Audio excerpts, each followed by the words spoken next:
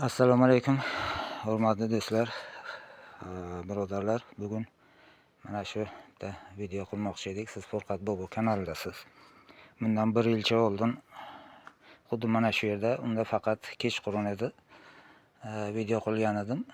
Videoni ma'nosi shu ediki, mana shu o'sha payt yakras mana shu iyul oylari edi. O'zbekiston terma komandasiga trener olib kelish masalasi ko'tarilgan edi. O'shanda men o'zimni fikrlarimni aytgan edim. Endi u paytlar bizda unchalik ham ko'ruvchi yo'q edi. Endi uncha prosmotr ham bo'lmagan edi. Fikrlarimiz unchalik ham yetib bo'lmagan edi. Endi bugun mana shuni tahlil qilib o'tirsam, o'sha aytgan fikrlarim to'g'ri chiqibdi. Deyarli 100% to'g'ri chiqibdi. Mana kechangi futbol, Jahon chempionati futbolini ko'rdik. Ko'rsatgan natijalarimiz endi hammaga ma'lum. Men kimdir yomonlash niyatim yo'q. Endi men quyida mana shu videomni o'sha payt nima deganman, nima qo'yganman, shuni sizlarga havola etmoqchi edim. Lozim topsangizlar, o'zlaringizni fikrlaringizni bildirasizlar. Siz Furqat Bobo kanalidasiz. Assalomu alaykum, hurmatli do'stlar, birodarlar. Men Buxorodan chiqish qilyapman. Mana shu bugun bir futbol haqida bir o'zimning fikrlarim bor edi.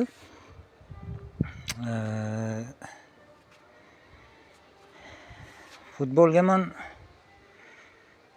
agar mana 59 yoshni qarshilayotgan bo'lsam, 75-yildan beri qiziqaman. O'shanda где-то bir 8 yosh, 9 yosh shu atroflarda bo'lgan. O'sha maydagina bir televizorchamiz bo'lardi, Aylita degan. 15 ga 20 mi, 20 ga 25 mi, endi esimda yo'q. Mana shundan Chornobeli tasvirda ko'rardik o'sha paytlar Paxtakorni o'yini. Endi hamma O'zbekiston Paxtakorga balet qilardi o'sha payt. Gretsiyadan bir futbolist bor edi, o'sha student. Uni staji bor odamlar yaxshi biladi. Vasilis Xazipanaks deb nomi Vasilis Xazipanaks edi. Uni o'zbekchasiga Hojipanaks deb aytardik. Shunday chiroyli bir o'yin qilardiki, endi u o'sha Chornobeli televizorda ham hali o'sha esimda, xotiramda qolganda bu futbolchini o'yinlari. Keyinchalik 76-77larga o'qishini bitirib menimcha ketdi. O'shandan mana shu insonni nimasi o'yini orqali men futbolga balet qilib qolganman. Endi o'sha основной Paxtakor, undan keyin SSR terma komandasi bo'lardi. Undan keyin mustaqillikdan keyin o'zimizda chempionat bo'ldi, boshladi, o'yinlari boshlandi. Keyinchalik o'sha nimalar balet qilish nimalari har qaysi oblast nimalari o'zini nimasiga yurilib ketdi. Endi umuman o'sha davrni futbolini agar olib nima qiladigan bo'lsak, endi menga o'sha turtki bergan mana shu futbolga. Men nima uchun buni aytdimki, mana endi qancha futbolni tomosha qilaversangiz, shuncha opitingiz oshar ekan, xuddi bir как spetsialist bo'lib ketar ekansizda. Mana bugungi o'sha futbolni bugungi futbolda endi o'zimni fikrimni bildirish niyatim bor edi. Mana yaqinda mana shu bugungi kunlarda xabarlar tarqalyaptiki, O'zbekiston terma komandasiga chetdan bir spetsialist olib kelib, o'shani jahon chempionatiga olib chiqish. Men shu haqida bir ikki og'iz gaplarim bor edi. Endi fikrim bu haqida shunday, nima sababdan bu narsani shu bugungi kunda aktual bo'lib qoldi? Sababi nima o'zi buni? Yaxshigina masalan trenerimiz, meni fikrim bu, albatta yaxshigina trenerimiz bor edi. O'sha Temur Kapadzega mana ishonib topshirildi. Yaxshi o'yinlar endi ko'rdik, bir 3-4 ta o'yinlarini. Endi bu chetdan olib keladigan trenerda umuman o'zi vaqt bo'ladimi, yo'qmi? Bu o'yinchilarni almashtirib, masalan, yo boshqa o'yinchilarni qo'yib, qancha vaqt ketadi bunga? Vaqtni ham, nimasini ham bir hisobga olish kerakmidi deb o'ylayman-da. Nima uchunki 1 yildan уже menimcha kam vaqt qoldi Jahon chempionati bo'lishiga ham. Men O'zbekiston futbol nimasiga, federatsiya assotsiatsiyasiga shu bir fikrim bor ediki, mana o'sha Toshkentda o'tkazilgan Jahon chempionatiga mini futbol bo'yicha Ispaniyadan qayerdan bir nomer 1 trenerni olib keldi assotsiatsiya. Lekin qarangki, ham o'zini poliyasida, ham kuchli trener qo'l ostida bu komanda oxirgi o'rinni oldi. Endi qarang, endi shu oxirgi o'rin olish uchun chetdan trener olib kelish kerakmi? Savol.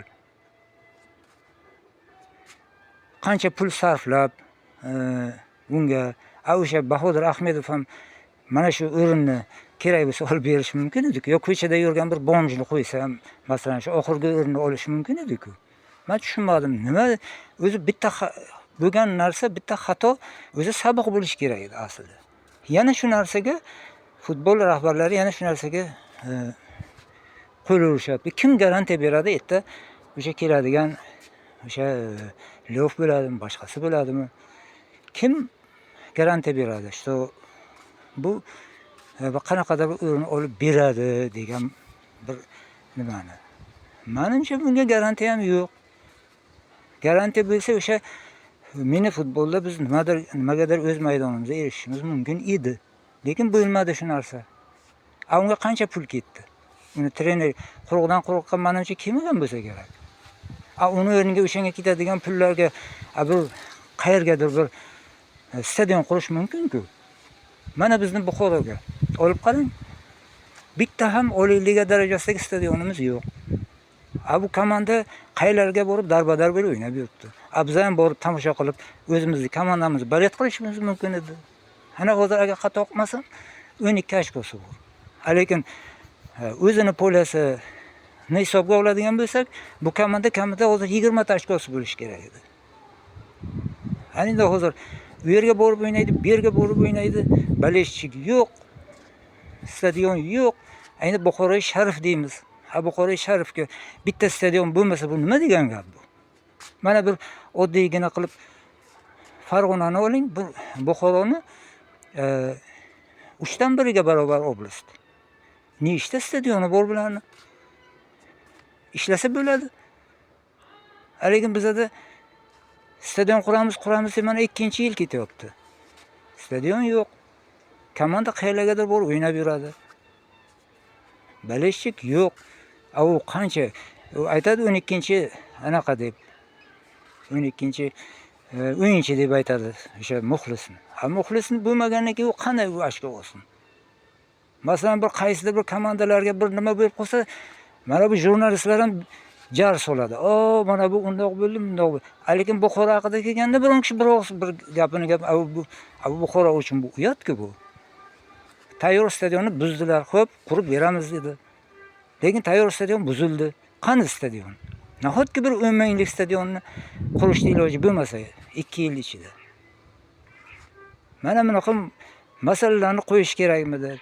Chetdan bir trenerni olib kelib, o'zimizni anaqamizni, trenerimizni ishdan olib uni masalan, o'sha men o'ylayman Temir Kapatsi boshchiligida bemalol komanda o'sha gruppadan chiqishi mumkin.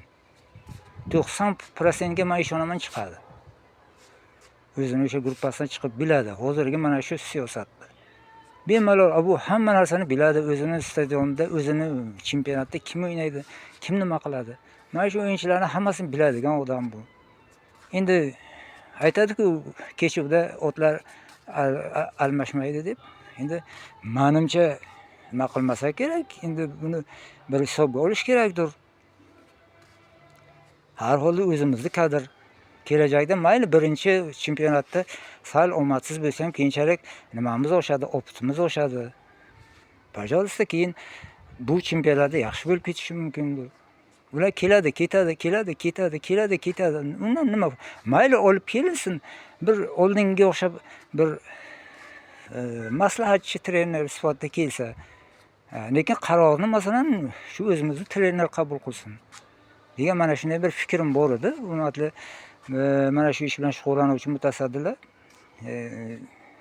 bir shu masalalarni ham bir o'ylab bir nima qilsa, mana kim ko'rib eshitayotgan bo'lsa, bir o'zini fikrini bildirsa, endi baribir shu o'zimizni kadr o'zimizniki yaxshimi, yomonmi, ich kuyadi, ich achiydi. U kelib ketadigan odam pul bilan pulga keladi, pul shunday yordam uchun keladi, va unga nima qizig'i bor? Keladi, ketadi. O'sha uchun men iltimos qilib qo'ygan bo'lardim. Agar ko'rsalar, shu meni fikrimni eshitsalar, shu iloji esa shu o'zimizni trenerimiz o'sha Temur Kapaziga ishonilsa, yana o'sha agar o'ziga ma'qul ko'rsa, o'sha Srechka Katanesni o'sha shtabini ham olib qo'ysa, menimcha yomon bo'lmasdi. Lekin menimcha yomon bo'lmasdi. Nima uchunki bular mehnat singan, endi o'sha mehnatini o'zi ko'rish kerak deb o'ylayman. Shunga sizlardan iltimos qilaman. Hurmatli mutasaddilar, shuni bir ijobiy hal qilsangizlar, o'zimizni shu trener iloji esa qolsa deb sizlarga murojaat qilmoqchi edim. Mayli, sog' bo'linglar, salomat bo'linglar, ishlaringizga omad.